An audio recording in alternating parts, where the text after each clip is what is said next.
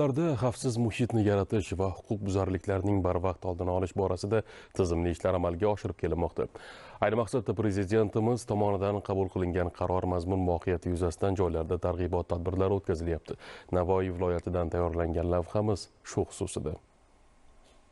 Jinoyatchilik va huquqbuzarliklarni profilaktika qilish, mulkiy turdagi jinoyatlarni barvaqt oldini olish hamda mol-mulklarga zarar yetkazish holatlariga chek qo'yish maqsadida Navoiy viloyati qo'riqlash boshqarmasi tomonidan bir qator manzilli chora-tadbirlar belgilangan. Xususan, aholiga hujum joylarda, shuningdek, ko'p qavatli fuqarolar yashash xonadonlarining kirish yo'lagiga Navoiy tajribasi asosida tashvish tugmalari o'rnatish, tadbirkorlarning mol-mulklarini ishonchli himoyasini ta'minlash maqsadida integratsiyalashgan kameralar va tungi qo'riqlovga olish kabi ishlar shular jumlasidandir. Navbatdagi targ'ibot tadbiri Navoiy shahridagi Farovon mahalla fuqarolar yig'inida o'tkazildi.